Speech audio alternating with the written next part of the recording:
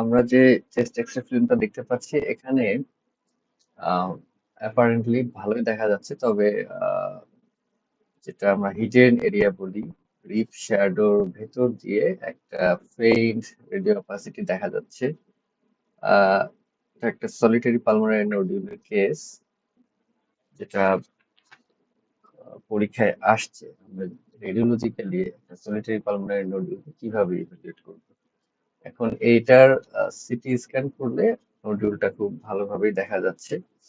সাধারণত 3 সেন্টিমিটার অথবা তার চেয়ে কম যদি হয় একটা লেশনের সাইজ, তখন এটাকে আমরা নডিউল বলি। এবং যদি সিঙ্গেল থাকে তখন আমরা এটাকে সলিটারি পালমোনারি নডিউল বলি। এখানে নডিউলের সাথে কিছু ছোট ছোট স্যাটেলাইট লেশনও দেখা যাচ্ছে, যেটা একটা ইনফেক্টিভ প্রসেসের ইন্ডিকেশন হতে পারে। এটা সফট টিস্যুতে যদি দেখি, একটা সফট টিস্যু শ্যাডো। এবং যদি আরেকটু ডিফারেন্ট কাটে দেখি, তাহলে এখানে আবার ফ্যাট কন্টেন্ট আছে। ফ্যাট কন্টেন্ট থাকলে আবার এটা হেমাটোমার একটা ইন্ডিকেশন, এভিডেন্স হয়ে যায়। সো সলিটারি পালমোনারি নোডিউলের ডিফারেন্সিয়াল অনেক কিছু, একেবারে ইনফেক্টিভ থেকে শুরু করে বিনাইন ম্যালিগনেন্ট সবকিছুই হতে পারে।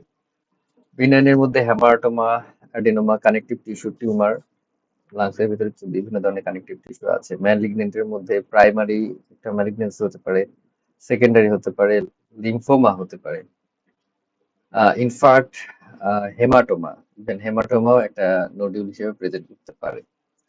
কোলাজেন ডিজিজের মধ্যে রিউমাটয়েড আর্থ্রাইটিস থেকেও এরকম পালমোনারি নোডুল তৈরি হতে পারে। ভেগনার গ্রানুলোমাটোসিস, কনজেনিটাল কিছু আছে, যেমন আমরা এর আগে ব্রঙ্কোজেনিক সিস্ট দেখছি, সিকোস্ট্রেটেড সেগমেন্ট দেখছি, আর্টারিওভেনাস ম্যালফরমেশন, এগুলো আহ, হতে পারে। গ্রানুলোমাটাস লেশন, টিউবারকুলোসিস, হিস্টোপ্লাজমোসিস, এছাড়া সিম্পল যে ইনফেকশন নিউমোনিয়া, সেগুলো অনেক সময় রাউন্ড একটা লেশন হিসেবে আসতে পারে, যেটা আমরা সলিটারি পালমোনারি নোডিউল অথবা পালমোনারি নোডিউল হিসেবে পেতে পারি। অ্যাবসেস, হাইডাটিস সিস্ট, এগুলো নোডিউল হিসেবে প্রেজেন্ট করতে পারি। একেবারে সিম্পল যদি কোনো একটা এরিয়াতে মিউকাস যদি ইম্প্যাক্টেড হয়, সেটাও নোডিউল হিসেবে প্রেজেন্ট করতে পারে। সো ইভেন প্লুরাল বেজলেশন প্লেন এক্সরেতে যখন আমরা দেখব, প্লেন ভিউতে দেখতে গেলে দেখা যাবে যে এটা সুপার ইম্পোজড হবে, এবং আমরা এটাকে লাং লেশন থেকে তখন আলাদা করতে পারবো না। সো প্লুরাল বা চেস্ট ওয়াল প্যাথোলজিও নোডিউল হিসেবে প্রেজেন্ট করতে পারে। কিছু আর্টিফ্যাক্টও চলে আসতে পারে, ক্লোথিং আর্টিফ্যাক্টও একটা নোডুলের একটা ডিফারেন্সিয়াল হতে পারে। এখানে যদি দেখি, কার্ডিয়াক শ্যাডোর ভিতর দিয়ে লেফট লাং এর লোয়ার জোনে একটা রাউন্ডেড অপাসিটি দেখতে পাচ্ছি। এটা যদি আমরা সিটি কাটে দেখি, তাহলে এটা লেশন ক্যারেক্টারাইজেশন করতে পারবো আমরা, যেটার কন্টেন্টটা কিরকম। এখন কন্টেন্ট যদি এরকম ফ্যাটি কন্টেন্ট হয়, তখন আমাদের একটা সাসপিশন থাকবে হ্যামাটোমার। এখানে আরেকটা আমরা দেখতে পাচ্ছি, রাইট আপার জোনে একটা সেন্ট্রাল পার্টে ক্যালসিফিকেশন দেখতে পাচ্ছি। ক্যালসিফিকেশনে একটা গুরুত্বপূর্ণ ডিফারেন্সিয়াল, মানে আইডেন্টিফিকেশন পয়েন্ট হতে পারে। ক্যালসিফিকেশন অনেক কারণেই হতে পারে, আহ, সেটা গ্রানুলোমাটাস লেশন হতে পারে, হ্যামাটোমাও একটা ক্যালসিফিকেশনের ডিফারেন্সিয়াল হবে। ইভেন ক্যালসিফাইড মেটাস্টাসিসও হতে পারে। হাইড্রাটিস সিস্ট একটা, যদি আর্টারিওভেনাস ম্যালফরমেশন হয়, আমরা জানি ভাস্কুলার লেশন থাকলে সেখানে ওয়ালে ক্যালসিফিকেশন হয়। এখন একটা নডিউল যখন আমরা পাবো, তখন আমাদেরকে বেশ কয়েকটা পয়েন্টের উপরে কাজ করতে হবে। যেমন একটা গ্রোথ প্যাটার্ন, যেটা আমরা হয়তো ফলো আপে বুঝতে পারবো। একটা সিঙ্গেল সেটিং এ আমরা কখনো গ্রোথ প্যাটার্নটা বুঝতে পারবো না, ফলো আপ লাগবে। এর মধ্যে কন্টেন্ট, যেটা ফ্যাট ফ্যাট কন্টেন্ট আছে কিনা সেটা দেখার জন্য আমাদেরকে অবশ্যই সিটি দেখতে হবে। এছাড়া এমআরআই তে দেখতে পারি, যদিও লাংসের জন্য এমআরআই আমরা সাধারণত প্রিফার করি না। তারপরে ফ্যাট ক্যারেক্টারাইজেশনের জন্য আমাদের এমআরআইও হেল্প করতে পারে। সাইজ একটা গুরুত্বপূর্ণ ব্যাপার, যত সাইজ বড় হবে তত এটা ম্যালিগনেন্সির দিকে যাওয়ার সম্ভাবনা থাকবে। মার্জিন যদি আমরা চিন্তা করি, সেটা একটা পয়েন্ট, দেখার মতো পয়েন্ট। সিটির ইনহ্যান্সমেন্ট যদি পোস্ট কন্ট্রাস্ট সিটি করা হয়, এটা অবশ্যই লাং ম্যাচ যখন চিন্তা করবো আমাদেরকে তখন কন্ট্রাস্ট ইনহেন্সিটি করতে হবে। নন কন্ট্রাস্ট সিটি দ্বারা তখন আমরা করব না, কন্ট্রাস্ট ইনহেন্সিটি করব যদি অন্য কোনো কন্ট্রাইন্ডিকেশন না থাকে। ক্যাভিটেশন হচ্ছে কিনা, ক্যাভিটেশনটা একটা গুরুত্বপূর্ণ পয়েন্ট হতে পারে, লোকেশনটা একটা গুরুত্বপূর্ণ পয়েন্ট হতে পারে, আদার অ্যাবনর্মালিটি থাকতে পারে। যেমন আমরা একটু গ্রোথ প্যাটার্নটা যদি দেখি, সাধারণত 1 থেকে 18 মাস এইরকম রেঞ্জে থাকে একটা কার্সিনোমার গ্রোথ প্যাটার্ন। যদি 1 মাসের বেশি টাইমেই যদি ডাবলিং টাইম হয়, একটা লেশনের সাইজ যদি ডাবল হয়ে যায় 1 মাসের কম সময়ে, সেক্ষেত্রে এটা একটা আমরা চিন্তা করতে পারি যে একটা ইনফেকশন হতে পারে, ইনফেকশন হতে পারে, লিম্ফোমা হতে পারে। ইভেন যদি 1 মাসের কমও হয় ডাবলিং টাইম, সেক্ষেত্রে এটা কিন্তু ফাস্ট গ্রোয়িং একটা টিউমারও হতে পারে। আর যদি একেবারে স্লো গ্রোয়িং হয়, যেমন 18 মাসের বেশি, তখন হ্যামাটোমা, গ্রানুলোমা, কার্সিনয়েড টিউমার এগুলো হতে পারে। ক্যালসিফিকেশন আমরা জানি যে সাধারণত কনসেন্ট্রিক ক্যালসিফিকেশন যদি হয়, সেক্ষেত্রে টিউবারকুলোসিস বা টিউবারকুলোমা একটা গুরুত্বপূর্ণ ডিফারেন্সিয়াল হতে পারে। এছাড়া ফাঙ্গাল গ্রানুলোমা, অন্যান্য গ্রানুলোমাতেও এরকম কনসেন্ট্রিক ক্যালসিফিকেশন হতে পারে। পপকর্ন ক্যালসিফিকেশন যেটা আমরা দেখতে পাচ্ছি, এটা একটা পপকর্ন ক্যালসিফিকেশন, এটাতে ডিফারেন্সিয়াল হবে হেমাটোমা। ইভেন কার্টিলেজ বা বোন ফর্মিং টিউমার যদি হয়, সেক্ষেত্রেও এটা মেটাস্ট্যাটিক হয়ে এরকম ক্যালসিফাইড মেটাস্টাসিস বা ক্যালসিফাইড ফোকাই তৈরি করতে পারে, অস্টিওসার্কোমা, কন্ড্রোসার্কোমা এগুলো। আহ, এছাড়া আমরা জানি যে হাইড্রাটিস সিস্ট যদি হয়, হাইড্রাটিস সিস্টে পেরিফেরিতে ক্যালসিফিকেশন হয় সাধারণত, তবে ভিতরেও ক্যালসিফিকেশন হতে পারে। হাইড্রাটিস সিস্টে সাধারণত রিম অফ ক্যালসিফিকেশন দেখা যায়। আর আর্টারি, এটাই যদি আর্টারি ভেনাস ম্যালফরমেশন চিন্তা করি, তাহলে ফ্লেবোলিথ একটা চিন্তা করতে পারি। তবে সেক্ষেত্রে পোস্ট কন্ট্রাস্ট স্ক্যানে আর্টারিয়াল ফেজেই একটা প্রফিউজ এনহ্যান্সমেন্ট হবে, যেটা আমাদের আর্টারিয়াল ফেজে ফলো করতে হবে, যে নন কন্ট্রাস্টে কেমন ছিল এবং পোস্ট কন্ট্রাস্টে কেমন ছিল। এর সাথে ফ্যাট বললাম, হেমাটোমা, ফ্যাটের একটা গুরুত্বপূর্ণ ডিফারেন্সিয়াল হেমাটোমা থেকে হতে পারে, হেমাটোমার কারণে ফ্যাট কন্টেন্টটা থাকতে পারে। মার্জিন আমরা আগেও দেখছি যে যদি স্মুথ মার্জিন হয়, সেক্ষেত্রে বিনাইন। স্পিকুলেটেড মার্জিন যদি থাকে, সেক্ষেত্রে এটা ম্যালিগনেন্সি। এছাড়া স্পিকুলেটেড মার্জিন যদি থাকে, সবসময় যে ম্যালিগনেন্সি হবে এমন না। এর চারিদিকে কিছু ফাইব্রোটিক রিয়াকশন বা ইনফ্লামেটরি চেঞ্জের কারণেও স্পিকুলেশন চলে আসতে পারে। এছাড়া যদি ইনফেকশন থাকে, ইনফেকশন থাকলেও অনেক সময় মার্জিনটা ইল ডিফাইন্ড হয়ে যেতে পারে। তবে স্পিকুলেটেড থাকলে অথবা নচের মতো যদি থাকে, নচিং যদি থাকে, ইরেগুলার আউটলাইন যদি থাকে, সেক্ষেত্রে আমাদের কার্সিনোমাটা সাসপিশন বেশি থাকে। তবে বিনাইন ক্ষেত্রেও এরকম আসতে পারে। আর সাধারণত পোস্ট কন্ট্রাস্ট এনহ্যান্সমেন্ট 15-র কম যদি হয়, মানে প্রি কন্ট্রাস্ট এবং পোস্ট কন্ট্রাস্টে আমরা যদি এইচইউ মেজার করি, সেক্ষেত্রে 15-র কম থাকলে মোটামুটি বিনাইন চিন্তা করব। 15-র বেশি থাকলে সাধারণত ম্যালিগনেন্ট। আর যদি কোনো এনহ্যান্সমেন্ট না থাকে, তাহলে তো অবশ্যই আমাদেরকে বিনাইনের দিকেই থাকতে হবে। তবে প্র্যাকটিক্যালি দেখা যায় অনেক সময়ই কন্ট্রাস্টের ব্যবহার অ্যাপ্রোপ্রিয়েট না হওয়ার কারণে সামান্য ইনহ্যান্স থাকলেও অন্যান্য ক্যারেক্টারিস্টিক্স দেখে আমরা মানে একটা ম্যাসলেশনই অনেক সময় কমেন্ট করি। ক্যাভিটেশন একটা গুরুত্বপূর্ণ পার্ট যেটা হতে পারে। এখানে আমরা যদিও এটা সলিটারি নডিউল বলা যায় না, তবে মনে হচ্ছে কয়েকটা নডিউল আছে। এইখানে যেটা আমরা বলছি এর আগে, যে আর্টারিওভেনাস ম্যালফরমেশন যদি থাকে, ভাস্কুলার ম্যালফরমেশন যদি থাকে, তাহলে পোস্ট কন্ট্রাস্ট স্ক্যানে যে আর্টেরিয়াল ফেজ যদি দেখি, তো দেখা যাচ্ছে এখানে আর্টারিতে যেরকম ইনহ্যান্সমেন্ট, ঠিক একই রকম ইনহ্যান্সমেন্ট হচ্ছে পুরো লেশনটা জুড়ে। এটা একটা আর্টারিওভেনাস ম্যালফরমেশন। এটা যদি দেখি, এখানেও লেশন, এখানে লেশন আসলে একটা নোডুল দেখা যাচ্ছে রাইট লোয়ার জোনে। এখন এই জোনটাতে নিপল শ্যাডো একটা গুরুত্বপূর্ণ ডিফারেন্সিয়াল। অনেক সময় নিপল শ্যাডো থাকে। এখন এটা যদি কনফিউজিং হয়, তাহলে আমাদেরকে অনেক সময় নিপল মার্কার ইউজ করতে হবে। মার্কার ইউজ করলে যদি আমরা দেখি যে লেশনটার মধ্যেই মার্কারটা আছে, একটা ছোট্ট মেটালিক মার্কার ইউজ করা হচ্ছে দুই পাশে, সেক্ষেত্রে আমরা একটা কনক্লুশনে আসতে পারি যে এটা নিপল শ্যাডো থেকেই হচ্ছে। সো নিপল শ্যাডো বা চেস্ট ওয়ালের কোনো লেশনও একটা সলিটারি পালমোনারি নোডিউলের গুরুত্বপূর্ণ ডিফারেন্সিয়াল হতে পারে। এছাড়াও আমাদেরকে যে বিষয়গুলো রাখতে হবে যে লোকেশন, যেমন যদি টিউবারকুলোসিস হয় সেটা আপার লোবের পোস্টেরিয়র সেগমেন্ট অথবা লোয়ার লোবের এপিকাল সেগমেন্টে বেশি হয়। অ্যাবসেস এর মধ্যে যদি অ্যামিবিক অ্যাবসেস হয় তাহলে লিভারের কাছাকাছি থাকে এরকম। আর এছাড়া বোন ডিস্ট্রাকশন, প্লুরাল ইনভলভমেন্ট, কলাপস, এই জিনিসগুলো লিম্ফ্যাডিনোপ্যাথি, এগুলো আমাদেরকে ডায়াগনোসিসের জন্য হেল্প করবে একটা সলিটারি পালমোনারি নোডুলের। এখন আমরা যেটা দেখতেছি এটা একটা লাং কার্সিনোমার কেস। এটা অবশ্যই পরীক্ষার জন্য গুরুত্বপূর্ণ। লং কেস হিসেবে আসতে পারে, ফিল্ম পরীক্ষায় আসতে পারে, স্পটিং, এই সব জায়গাতেই ইম্পর্টেন্ট। এখন এখানে আমরা একটা হাইলার ম্যাস দেখতে পাচ্ছি।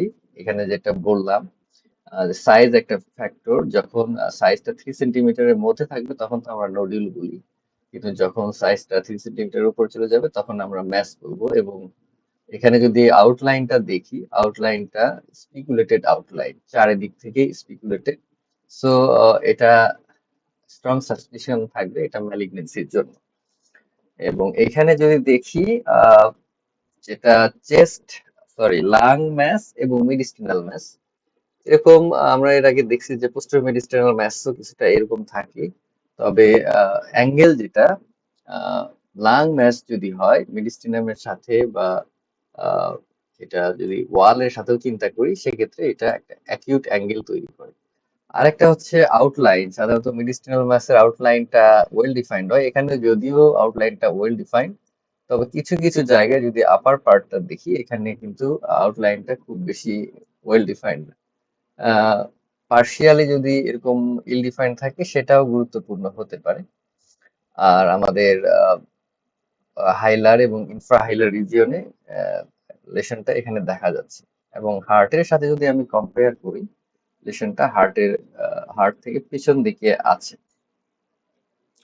এখন এখানে যদি দেখি সিটি স্ক্যানে আমরা দেখতে পাচ্ছি যে একটা থিন টিস্যু দেখা যাচ্ছে লাংসের পিছন দিকে। এবং এই জায়গায় যদি আমি চিন্তা করি চেস্ট ওয়ালের সাথে একটা অ্যাকিউট অ্যাঙ্গেল, এবং সামনের দিকে যদি চিন্তা করি যে এটা মেডিস্টিনামের সাথেও একটা অ্যাকিউট অ্যাঙ্গেল তৈরি করছে, যেটা লাং ম্যাস, লাং ম্যাসের পক্ষে যায়। এটা যদি মেডিস্টিনাম থেকে অবটিউজ অ্যাঙ্গেল থাকতো সেক্ষেত্রে এটা মেডিস্টিনাল একটা লেশন হিসেবে চিন্তা করা যেত। এখন সব টিস্যুতে যদি দেখি এখানেও একই অবস্থা, পেছন দিকে একটা লাং টিস্যুর পার্ট দেখতে পাচ্ছি, তার মানে এটা লাংসেরই লেশন। এখানে যদি দেখি এখানে মেইনলি যদি বলি তাহলে কিছুটা কনসলিডেশন বা কলাপসের মতো ফিচার আছে। হাইলার রিজিয়নে যদি দেখি এখানে হাইলার রিজিয়নে একটা ডেন্স শ্যাডো দেখা যাচ্ছে, ডেন্সিটিটা অনেক বেশি। একটা লেশনের ডেন্সিটি যদি বেশি হয় তখন আবার এটা ম্যাসের পক্ষে বেশি যায়। এখানে কিছুটা কনসলিডেশন মনে হচ্ছে। এবং হাইলার রিজিয়নের ডেন্সিটিটা অনেক বেশি, তার মানে এমন হতে পারে যে হাইলার রিজিয়নে ম্যাস, সেটার কারণে কনসলিডেশন হতে পারে অথবা কলাপস হতে পারে, দুটাই হতে পারে। সিটি কার যদি দেখি তো এখানে আমরা এয়ার ব্রোঙ্কোগ্রামটা দেখতে পাচ্ছি না। সেক্ষেত্রে এখানে কলাপসের একটা ফাইন্ডিং হতে পারে এটা। এয়ার ব্রোঙ্কোগ্রাম এখানে সামান্য একটু মনে হচ্ছে। যাই হোক, লাং কার্সিনোমাতে এয়ার ব্রোঙ্কোগ্রাম থাকতে পারে, কলাপসেও এয়ার ব্রোঙ্কোগ্রাম থাকতে পারে। সো কনসলিডেশন এবং কলাপস দুইটাই ফাইন্ডিং থাকতে পারে, তবে এটা যেখান থেকে নিয়ে আসে সেখানে কলাপসের কথা বলছে। এটা একটা হাইলার ম্যাস ছিল এবং এটা ডিস্টাল পার্টে যেহেতু ব্রোঙ্কিয়াল ট্রিটা অবস্ট্রাকশন হয়ে গেছে এখানে রিজার্পশন কলাপস হয়ে গেছে। এবং যদি আমি ডিস্টিনামের এই পার্টটা দেখি এই জায়গাগুলোতে সাব টিস্যু মনে হচ্ছে সাবকারিনাল রিজনে, তার মানে এখানে লিম্ফ্যাডিনোপ্যাথি হওয়ার একটা পসিবিলিটি আছে। এবং লাং ম্যাস যখন একটা লং কেস হিসেবে থাকবে তখন অবশ্যই আমাদেরকে একটা জিনিস মাথায় রাখতে হবে যে স্যারেরা শুধু যে লাং ম্যাচ দেখার জন্যই ফিল্মটা রাখছে তা না, বরং এটা মেটাস্ট্যাসিস থাকতে পারে, যেমন সুপ্রারেনাল গ্ল্যান্ডের একটা কমন, মানে স্যাররা পছন্দ করে খুব রাখতে, যে মেটাস্ট্যাসিস সুপ্রারেনাল গ্ল্যান্ডে। এছাড়া আমাদেরকে অবশ্যই বোন ডিস্ট্রাকশনের ব্যাপারটা খেয়াল রাখতে হবে, লিম্ফ্যাডিনোপ্যাথির কথাটা খেয়াল রাখতে হবে, যেগুলো একটা লাং ম্যাচের সাথে কিন্তু থাকে। এবং একটা লাং ম্যাচ থাকলে সেটা অপোজিট লাং এ মেটাস্ট্যাসিস থাকতে পারে, এগুলোও দেখতে হবে।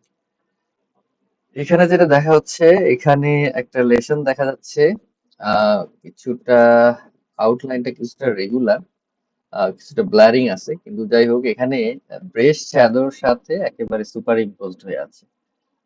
ব্রেস্ট ইমপ্ল্যান্টের জন্য এরকম একটা শ্যাডো আসতে পারে। সেক্ষেত্রে আমাদেরকে অল্টারনেটিভ ডায়াগনস্টিক প্রসিডিউরে যাইতে হবে। সিম্পলি যদি আমরা ল্যাটারাল ভিউ করি, সেক্ষেত্রেও আমরা বুঝতে পারবো যে এটা ব্রেস্ট ইমপ্ল্যান্ট কিনা। সেটা দেখার জন্য ল্যাটারাল ভিউ করলে যথেষ্ট, যে এই লেশনটা পিছন দিকে আছে। এবং এটা আমরা আগের ছবিতে দেখছি যে মিডিস্টেনাম থেকে অনেক দূরে, সো এটা কিন্তু মিডিস্টেনাল না, লাংসেরই। এখানে আরেকটা লেশন দেখতে পাচ্ছি আপার জোনে, এটাও স্পিকুলেটেড আউটলাইন, ইরেগুলার, এটা একটা লাং ম্যাস। এবং ল্যাটারাল ভিউ করলে আমরা এটার লোকেশন সামনে নাকি পিছনে এগুলো দেখতে পাচ্ছি। ক্যাভিটি একটা গুরুত্বপূর্ণ পার্ট, ম্যালিগন্যান্ট ক্যাভিটি। আমরা এখানে ছবিটা একটু পুরোটাই ব্রাইট হওয়ার কারণে বোঝা যাচ্ছে, তো রাইট বেজাল রিজনে বা রাইট লোয়ার জোনে যদি দেখি, এখানে একটা থিক ওয়াল ক্যাভিটি রিলেশন দেখা যাচ্ছে। ইনার ওয়ালটা যদি দেখি, ইনার ওয়ালটা ইরেগুলার দেখা যাচ্ছে। এবং যদি আমি অ্যাবসেসের সাথে কম্পেয়ার করি, সেটা অ্যাবসেসের সাধারণত একটা প্রমিনেন্ট ফ্লুইড লেভেল থাকে, অনেক বেশি ফ্লুইড থাকে এবং ফ্লুইড লেভেল থাকে, যেটা কার্সিনোমা বা ম্যালিগন্যান্ট ক্যাভিটির মধ্যে ফ্লুইড লেভেল থাকলেও খুব কম ফ্লুইড লেভেল থাকে, সামান্য কোনো ফ্লুইড থাকতে পারে। আর টিউবারকুলোসিসের ক্ষেত্রে সাধারণত ওটাও ড্রাই ক্যাভিটি হয়, তবে ওয়ালটা সাধারণত থিন হয়, তবে থিকও হতে পারে। ইনার নোডিউলারিটি একটা গুরুত্বপূর্ণ পয়েন্ট, যেটা ম্যালিগনেন্ট ক্যাভিটাইজেশনের ক্ষেত্রে পাওয়া যায়। এবং আউটলাইন ম্যালিগনেন্সির ক্ষেত্রে যেমন স্পিকুলেটেড বা ইরেগুলার হয়, এটার ক্ষেত্রেও হবে। তবে সব ক্ষেত্রে আমরা যে ছবিগুলো দেখলাম, সব ক্ষেত্রেই যে একেবারে টিপিক্যাল ফিচার পাওয়া যাবে তা না। আলটিমেটলি আমাদেরকে একটা প্যাথোলজি পাওয়া গেলে সেটা ফার্দার, যেমন এক্স রে ক্ষেত্রে আমাদের একটা লেশনের পরে ফার্দার ইনভেস্টিগেশন ইমেজিং, সেটা কন্ট্রাস্ট সিটি হতে পারে। আবার সিটির পরবর্তীতে ফার্দার ইনভেস্টিগেশন আমরা হিস্টোপ্যাথোলজি অ্যাডভাইস করতে পারি। এবং এটাই আসলে আমাদের প্র্যাকটিক্যালি করতে হয়। যখন একটা লেশন আমরা পাই, আমাদের প্রভিশনাল ডায়াগনোসিস লেখার পরে আমরা অনেক সময় ডিডি লিখি, এবং ডিডি লেখার পরে আমাদেরকে হিস্টোপ্যাথোলজিক্যাল কোরিলেশন, অথবা অনেক সময় ক্লিনিক্যাল কোরিলেশন, অথবা অনেক সময় ফলো আপ, যেটা যেটার ক্ষেত্রে প্রযোজ্য হয়, আমাদেরকে অ্যাডভাইস করতে হয়। এটা যদি ফার্দার সিটি করি, তাহলে আমরা এটা দেখতেই পাচ্ছি যে একেবারে ইনার ওয়ালটা নোডিউলার, ফ্লুইড লেভেল একেবারেই এখানে দেখা যাচ্ছে না, ওয়ালটা তো ঠিক দেখা যাচ্ছে এবং অ্যাসিমেট্রিক্যাল, এবং সারাউন্ডিং ইনফ্লামেটরি চেঞ্জ দেখা যাচ্ছে, এবং কিছুটা স্পেকুলেশন দেখা যাচ্ছে, যেটা সবগুলোই ম্যালিগনেন্সির পক্ষেই যায়। এখানে আমরা একটা জায়গায় লেফট লাং এর এপিকোপোস্টেরিয়র সেগমেন্টে একটা গ্রাউন্ড গ্লাস অপাসিটি দেখতে পাচ্ছি। এরকম গ্রাউন্ড গ্লাস অপাসিটি বা গ্রাউন্ড গ্লাস নোডিউল, এটাও একটা ম্যালিগনেন্ট নোডিউল হতে পারে। এটা একটা কার্সিনোমা ইন সিটুর একটা ইমেজ, আমি জাস্ট কিছুক্ষণ আগে ডাউনলোড করলাম।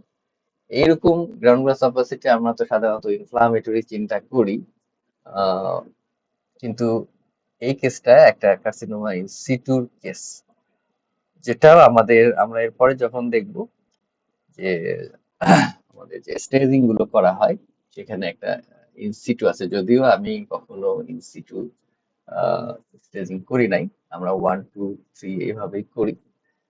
যাই হোক, আমাদের যে লাং কার্সিনোমা গুলো আমাদেরকে ব্রড হেডিং এ এই 2 3 বা 4টা মনে রাখতে হবে। তার মধ্যে স্কোয়ামাস সেল কার্সিনোমা, আরেকটার নাম এপিডার্মাল কার্সিনোমা, এটা একটা, যদি একেবারে কমন যদি বলি, অ্যাডিনোকার্সিনোমা এবং স্কোয়ামাস সেল কার্সিনোমা, দুটাই 30 to 35%।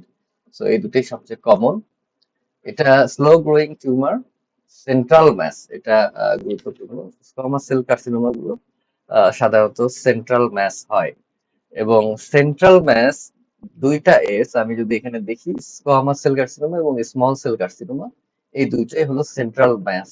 সেক্ষেত্রে আমাদেরকে সেন্ট্রাল ম্যাস যদি থাকে, হাইলার রিজিয়নে যদি ম্যাস থাকে, সেক্ষেত্রে স্কোয়ামাস সেল কার্সিনোমা একটা মাথায় রাখতে হবে। তাই বলে অন্য জায়গায় হলে যে হবে না এমন কোনো কথা নেই, এটা আমাদেরকে ফার্স্ট মাথায় রাখতে হবে। এবং স্মল সেল কার্সিনোমাও সেন্ট্রাল ম্যাস হিসেবে প্রেজেন্ট করে। স্কোয়ামাস সেল কার্সিনোমাটা স্লো গ্রোয়িং এবং খুবই গুরুত্বপূর্ণ পয়েন্ট হচ্ছে ক্যাভিটেশন। এটা সবচেয়ে বেশি ক্যাভিটেশন হয়, কমন স্কোয়ামাস সেল কার্সিনোমা, এবং স্মোকিং এর সাথে রিলেটেড। অ্যাডিনোকার্সিনোমার এবং এর মধ্যে একটা পার্ট হচ্ছে অ্যালভিওলার সেল কার্সিনোমা। এটা অ্যাডিনোকার্সিনোমাটা 30 to 35%। এটা পেরিফেরাল ম্যাস হিসেবে প্রেজেন্ট করে, আপার লোব এবং পেরিফেরি এগুলোতে বেশি হয়। আহ, এই অ্যাডিনোকার্সিনোমার ক্ষেত্রে কনসলিডেশনটা বেশি হয় এবং সেখানে এয়ার ব্রঙ্কোগ্রামও দেখা যায়। আমরা জানি কনসলিডেশনের সাথে এয়ার ব্রঙ্কোগ্রামের একেবারে রিলেশন আছে। সো কনসলিডেশনটা মনে রাখলেই হবে, অ্যাডিনোকার্সিনোমার ক্ষেত্রে কনসলিডেশনটা হয়। ক্যাভিটেশনটা লেস কমন, তার মানে ক্যাভিটেশন হয় লেস কমন, এবং এটা স্কার টিস্যু, এটা গুরুত্বপূর্ণ না। অ্যালভিওলার সেল কার্সিনোমা একটা অ্যাডিনোকার্সিনোমার সাবটাইপ। স্মল সেল কার্সিনোমা অথবা ওট সেল কার্সিনোমা, এটা 20 থেকে 25, 3 নম্বরে যদি রাখি। এটা স্মল সেল কার্সিনোমাটা এটা সাধারণত অনেক ছোট একটা টিউমার, কিন্তু দেখা যাবে এটা প্রেজেন্ট যখন করতেছে তখন একেবারে মেটাস্টাসিস হয়ে যাচ্ছে, মানে আহ, খুবই প্রগনোসিস খারাপ, এবং দেখা যাচ্ছে যে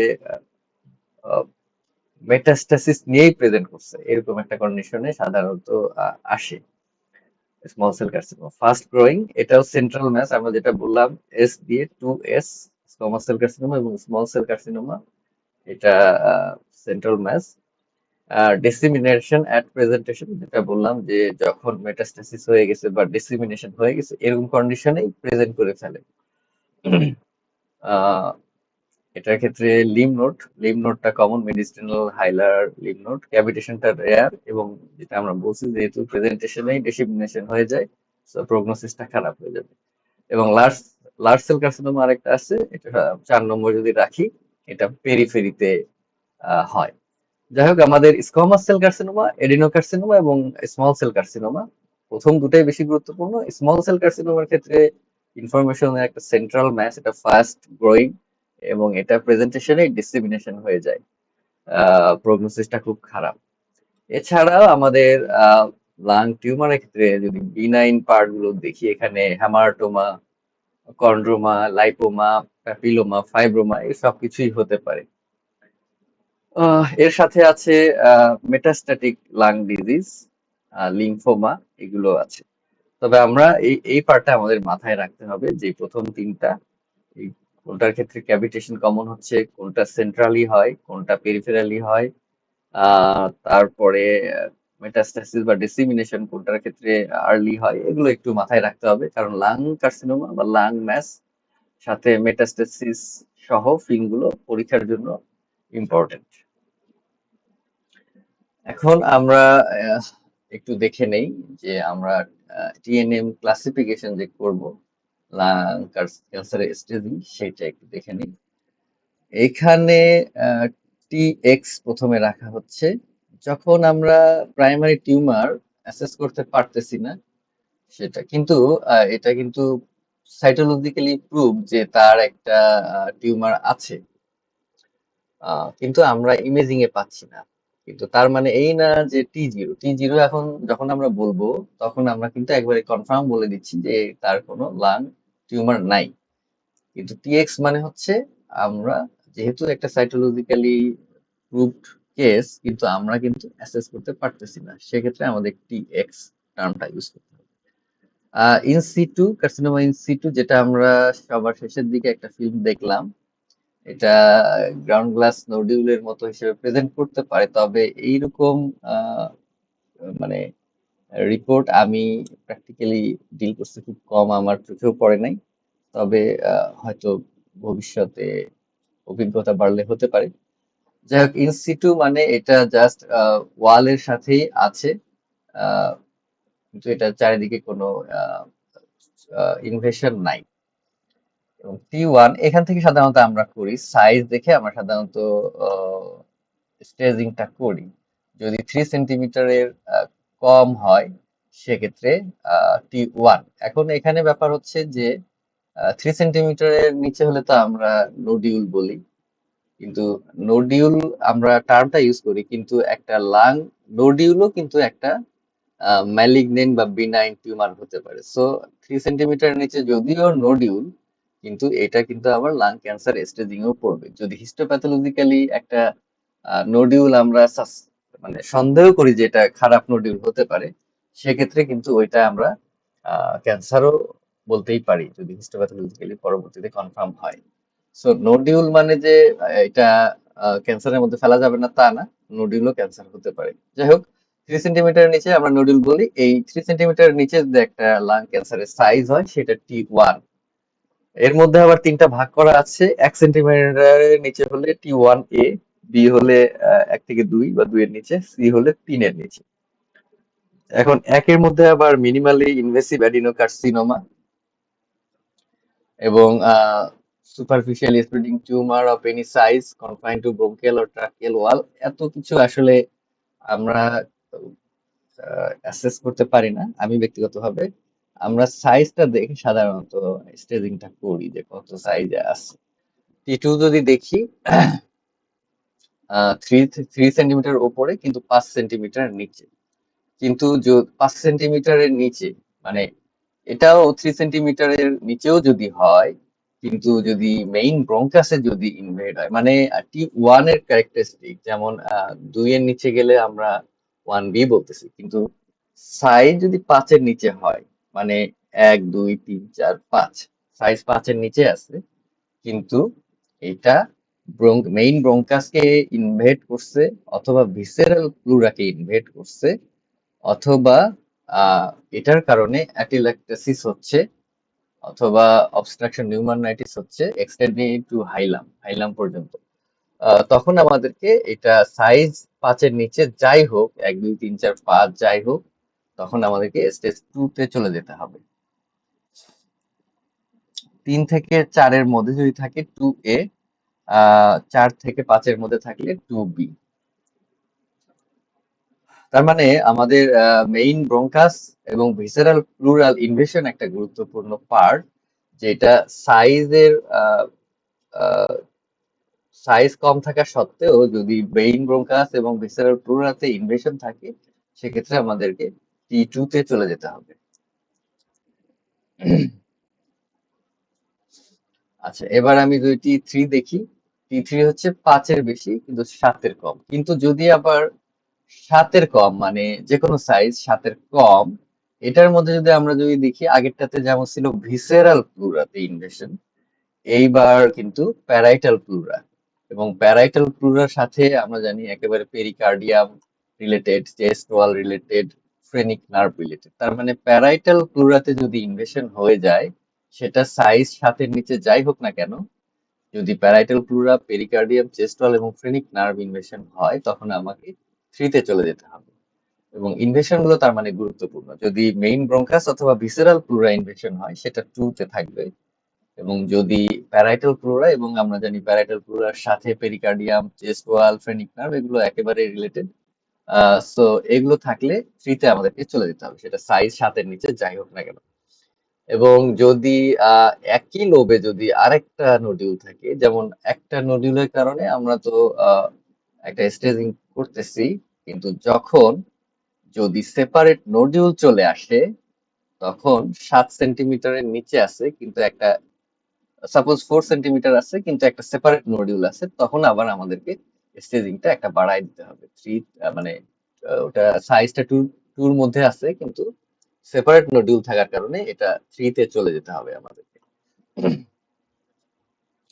এবং ফোর যদি দেখি, এটা একটা হচ্ছে 7-এর বেশি হলে তো আমাদেরকে সাইজ অনুযায়ী গ্রেডিং বলতেছি 7। কিন্তু যদি যেই সাইজই হোক না কেন, যদি এটা কারিনা অথবা ট্রাকিয়াকে ইনভেশন করে, তার মানে আমাদের ইনভেশনটা কিন্তু আস্তে আস্তে অ্যাডভান্স হচ্ছে, এবং ইনভেশনটা যদি আমরা কনফার্ম করতে পারি, তাহলে কিন্তু সাইজ ছোট হওয়ার কারণে গ্রেডিংটা অ্যাডভান্স হবে। এবং এখানে invasion to mediastinum, heart, oesophagus, great vessels, recurrent laryngeal nerve, diaphragm, spine. Invasion কিন্তু বলা হচ্ছে, মেটাস্টাসিস না। ইনভেশন মানে একটা টিউমার সরাসরি ইনভেড করবে সারাউন্ডিং কোনো অর্গানে। যদি আবার ডিফারেন্ট লোবে আমাদের আগের যেটা T3 তে যেটা ছিল সেম লোবেই যদি সেপারেট নোডিউল থাকে, কিন্তু যদি সেপারেট নোডিউল যদি থাকে ডিফারেন্ট লোবে, সেক্ষেত্রে আবার অ্যাডভান্স গ্রেড হবে। যেমন আগেরটা ছিল T4, যদি ডিফারেন্ট লোবে নোডিউল থাকে, আলাদা একটা নোডিউল থাকে, সেক্ষেত্রে এটা T4 হবে, সেটা সাইজ যাই হোক না কেন। এরপরে আমরা একটু লিম্ফ নোড দেখি। টিএনএম স্টেজিং এ নোডাল যে পার্ট এন, যদি আমরা লিম্ফ নোড অ্যাসেস করতে না পারি, সেটা ইমেজ কোয়ালিটির কারণে হোক বা যে কারণেই হোক, অ্যাসেস করতে না পারলে এনএক্স। আমরা যদি কনফার্ম হই যে কোনো রিজিওনাল লিম্ফ নোড নাই, তাহলে N0। আর N1 যখন, যখন দেখা যাবে যে ইনভলভমেন্ট অফ ইপসিল্যাটারাল, মানে যেই সাইডের লাং লেশন সেই সাইডেই ইন্ট্রাপালমোনারি অথবা ওই পাশের ব্রোঙ্কিয়াল ট্রির সাথে পেরিব্রোঙ্কিয়াল অথবা হাইলার যদি লিম্ফ নোড থাকে, তার মানে যে সাইডে লেশন সেই সাইডের যদি কোনো ইনভলভমেন্ট থাকে, তখন আমরা এটাকে N1 বলবো। কিন্তু যদি হাইলার পার হয়ে মিডিস্টেনাম, হাইলাম পার হয়ে মিডিস্টেনাম অথবা সাবকারিনাম চলে আসে, সেক্ষেত্রে আবার N2 হয়ে যাবে। হাইলাম পর্যন্ত N1, হাইলাম পার হয়ে সাবকারিনাল বা মিডিস্টেনাল যদি চলে আসে, তাহলে N2। এবং কন্ট্রাল্যাটারাল যদি হয়ে যায়, কন্ট্রাল্যাটারাল মেডিস্টিনাল অথবা কন্ট্রাল্যাটারাল হাইলার, অথবা যদি আরো দূরে সুপ্রাক্লাভিকুলার লিম্ফ নোডে চলে যায়, তখন আমরা এটাকে N3 বলবো। সো N1 মানে হচ্ছে জাস্ট যেই সাইডে লেশন সেই সাইডের খুব কাছাকাছি হাইলাম পর্যন্ত। আহ যদি মিডিস্টিনাল ভেতরে চলে আসে তো সাবকারিনাল পর্যন্ত যদি আসে, তাহলে N2। এবং যদি কন্ট্রাল্যাটারাল চলে যায় অথবা আরো দূরে সুপ্রাক্লাভিকুলার, সেক্ষেত্রে N3। মেটাস্টাসিস একই, যদি কোনো মেটাস্টাসিস না থাকে সেক্ষেত্রে নো, N0। M1 যদি মেটাস্টাসিস থাকে, M1 এর মধ্যে আবার 1 A B C। যদি ম্যালিগন্যান্ট প্লুরাল ইফিউশন বা প্লুরাল নোডিউল থাকে, পেরিকার্ডিয়াল ইফিউশন বা পেরিকার্ডিয়াল নোডিউল থাকে,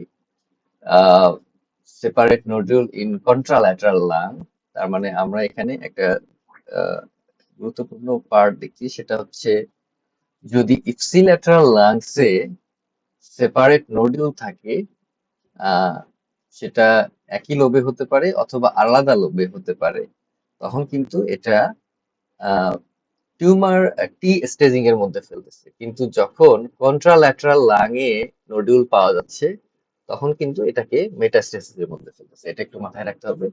যদি same lung a separate nodule থাকে, সেটা যদি সেম লোবে হয় তাহলে একটু স্ট্রেসটা কম থাকবে, ডিফারেন্ট লোব হলে স্ট্রেসটা বেশি হবে। কিন্তু যদি অপোজিট লাংসে হয়ে যায়, সেক্ষেত্রে কিন্তু এটা মেটাস্টাসিস হিসেবে ধরতে হবে। এবং এক্সট্রা থোরাসিক মেটাস্টাসিস, যদি সিঙ্গেল মেটাস্টাসিস হয় সেক্ষেত্রে 1B। এবং যদি একটার বেশি এক্সট্রা থোরাসিক মেটাস্টাসিস থাকে, সেক্ষেত্রে 1C। আমরা জাস্ট শর্টকাট বলি, যদি একটা মেটাস্টাসিস পাই সেটা M1 বললেও চলবে, আরো যদি স্পেসিফিক করতে চাই 1ABC, এটা আমরা করতে পারি। ওকে, আমাদের ডিসকাশন আজকে এতটুকুই।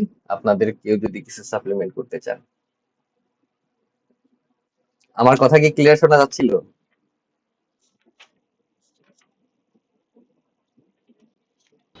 জি। ওকে, আমাদের আজকের যে পার্টটা, সেটা সলিটারি পালমোনারি নোডিউল অবশ্যই সব ক্ষেত্রেই ইম্পর্টেন্ট।